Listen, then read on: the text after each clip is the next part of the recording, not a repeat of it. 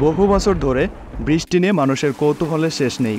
আগেকার মানুষ ভাবত দেবতারা সমুদ্র থেকে পানি তুলে নিয়ে আকাশে জমা করে রাখে, এরপর তাদের ইচ্ছেমতো বৃষ্টি বর্ষণ করেন।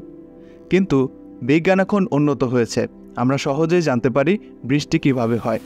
আজকে আমরা বৃষ্টি সম্পর্কে বিজ্ঞানের ব্যাখ্যা জানব এবং বিভিন্ন ধর্মগ্রন্থে বৃষ্টি সম্পর্কে কী বলা হয়েছে সেটি জানব।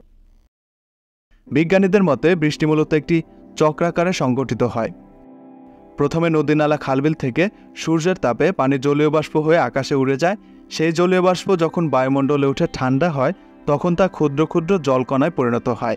এই জলকণা মিলে মেঘ তৈরি করে।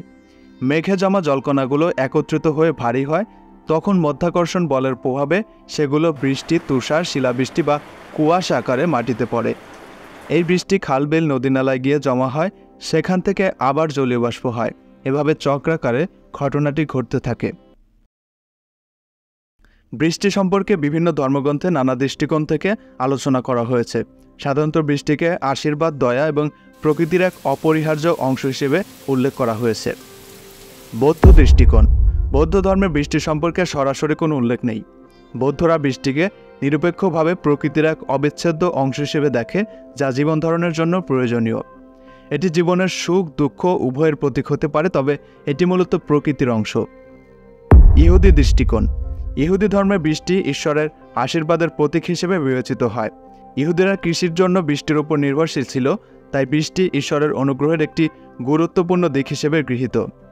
তাদের ধর্মগ্রন্থ তোরা বা তাওরাতে বলা হয়েছে, বসন্তকালে বৃষ্টির জন্য প্রার্থনা করো, কারণ প্রভু মেঘকে সৃষ্টি করে এবং বৃষ্টি দিয়ে পৃথিবীর তৃণভূমিকে সেচ দেয়।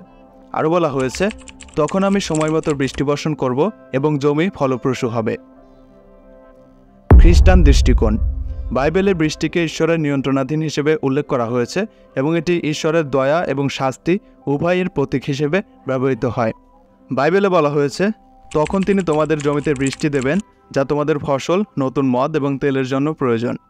আরও বলা হয়েছে, তিনি তার সূর্যকে খারাপ ও ভালো মন্দের উপর উদিত করেন এবং ধার্মিক ও অধার্মিকের উপর বৃষ্টি বর্ষণ করেন। বাইবেলে বৃষ্টি একদিকে জীবন ধারণের জন্য প্রয়োজনীয়, আবার অন্যদিকে এটি ঈশ্বরের শাস্তি এবং পরীক্ষা হিসেবেও আসতে পারে, যেমন নুহের মহাপ্লাবন। হিন্দু ধর্মের বৃষ্টির ধারণা। হিন্দু ধর্মে বৃষ্টিকে প্রকৃতির শক্তি এবং দেবতাদের দান হিসেবে বিবেচনা করা হয়।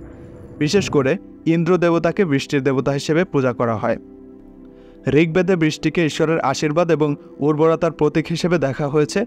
ইন্দ্র দেবতা মেঘ ফাটিয়ে বৃষ্টি এনে দেন এবং তৃষ্ণার্ত জমিকে সেচ দেন। অর্থবেদে বৃষ্টি প্রার্থনার বিশেষ মন্ত্র রয়েছে, যা ইন্দ্র দেবতার কাছে বৃষ্টি ও উর্বরতার জন্য নিবেদন করা হয়। ইসলামিক দৃষ্টিকোণ। ইসলামে বৃষ্টিকে আল্লাহর দয়া এবং আশীর্বাদ হিসেবে বিবেচনা করা হয়। কোরআনে বিভিন্ন স্থানে বৃষ্টিকে জীবনের উৎস এবং আল্লাহর সৃষ্টির নিদর্শন হিসেবে উল্লেখ করা হয়েছে। কোরআনে বলা হয়েছে, আমি আকাশ থেকে পানি বর্ষণ করে থাকি পরিমাণ মতো, তারপর তাকে জমিনে সংরক্ষণ করি এবং আমি তা অপসারণও করতে সক্ষম। আরও বলা হয়েছে, আল্লাহ মেঘমালাকে পরিচালনা করেন, তারপর তিনি এগুলোকে জমা করেন, এরপর আপনি দেখতে পাবেন যে বৃষ্টি এর মধ্য থেকে বেরিয়ে আসে। এখানে বৃষ্টি শুধু একটি প্রাকৃতিক ঘটনা নয়, এটি আল্লাহর ক্ষমতার নিদর্শন, যা জীবনের উৎস হিসেবে আসে।